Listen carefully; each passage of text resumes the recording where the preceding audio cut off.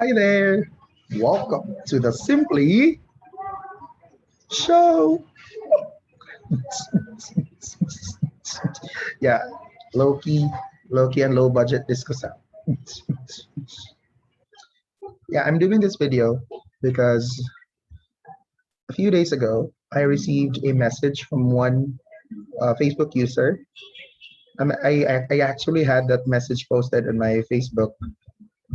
It was a question about what strategies I could give as an advice in the teaching of literature and also in the teaching of literature during the Renaissance period, as well as of the teaching of sonnets. It was actually one that I wasn't able to answer right away. I would say perhaps I'm not the best person you could ask about it.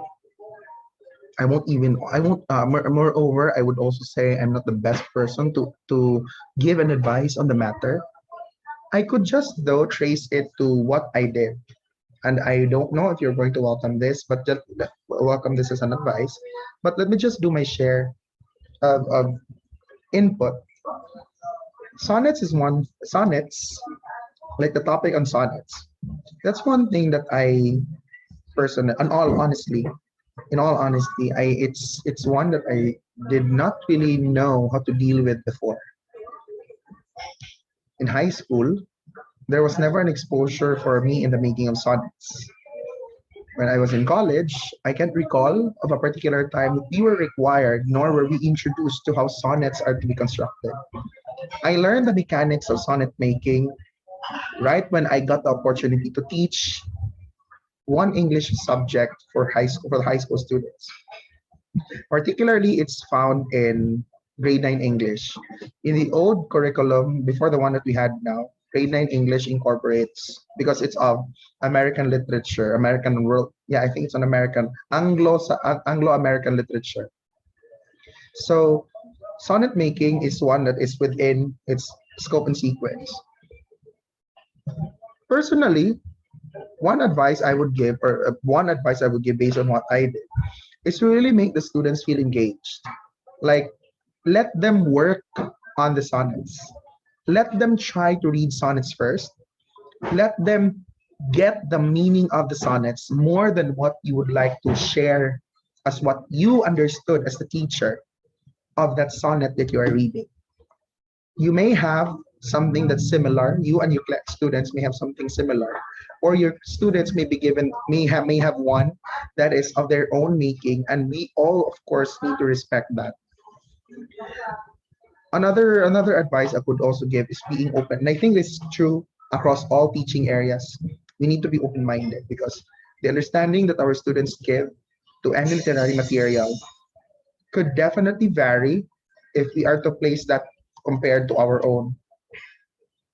And then, in the teaching of literature during the Renaissance period, I found that it's more of a challenge because it's not the period that students of these days are not anymore well accustomed to, or maybe it's a challenge for us on how to bring them to that moment.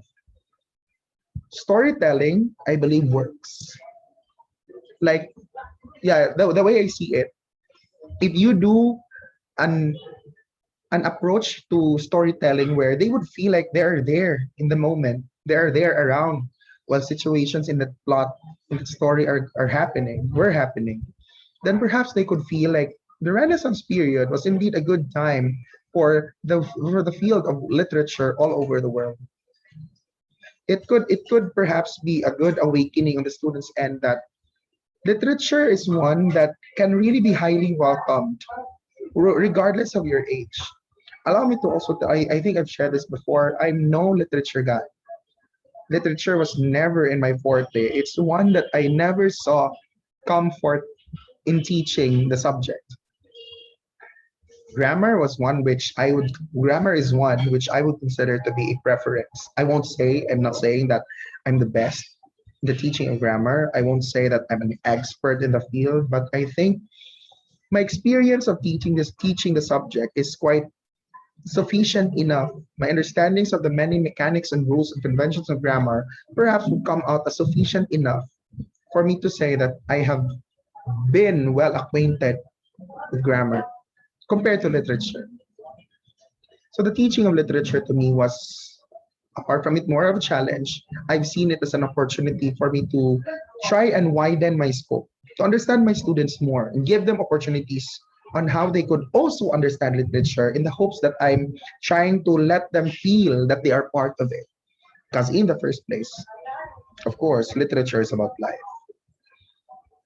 Once again, going into what my advice, what my suggestions are, what my advice are, try to let those students really feel that they're involved. If possible, let them make sonnets. It's not easy for some, or probably too many students. It's not going to be an easy task, and that's where we come in. Let them feel that while they are working on these literary materials, we are there to guide them. Not that we are only there to just check their works and give it a score right away. I might sound like it's an ideal. I might sound to be an idealist in that advice, but I believe that will work. I might have not really done it in that manner. I might not have really carried it out in total, but the way I have pictured the scene, it would definitely help. I feel like it would definitely help if the students are given the opportunity to be involved. Not that when we discuss sonnets, it will just float as what is a sonnet, the types of sonnets, and so on. In fact, I'm also learning from this, because perhaps I might have personally I might have fallen short in my practices of the making of sonnets. And I'll try to incorporate this practice to so many of my classes. Yeah, let's make the students feel involved. Let's make them feel that they're really engaged, that they're really part of the activity. And more than that, also in the teaching of literary materials coming from the Renaissance period, maybe because our school is into that practice where, if possible, you don't read from a copy. Like in the face-to-face setup, as much as possible, we must not bring a book while doing discussions. So we become so animated. The storytelling becomes so animated. Even right now, while I have a mythology class with the grade 10 students, like in my English subject, I've incorporated mythology topics. I'm trying my very best to present the narrative, the plot of those literary selections in a storytelling approach. Like storytelling, how a storytelling activity should go. I know that it's not the best version of it, but I'm trying my best. I know, let me erase that. I know that I'm not the best storyteller or raconteur out there, but I hope that I have given it my best to give justice to the idea of telling a story and like portraying parts, lines, yeah, so that students would be able to visualize themselves. Like, okay, that's how things went.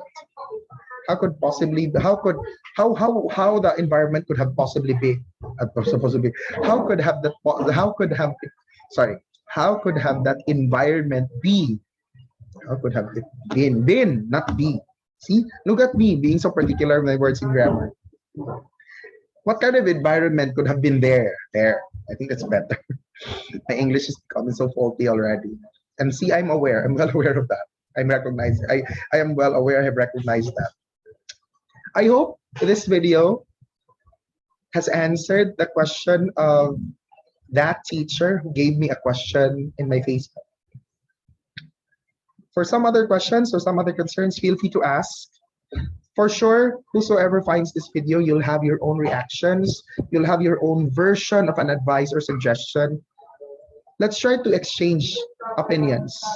Anyway, what we are doing is for the welfare of our students. That's all for now. Once again, see you next time in The Simply Show. The Simply Show airs any time of the week. Goodbye.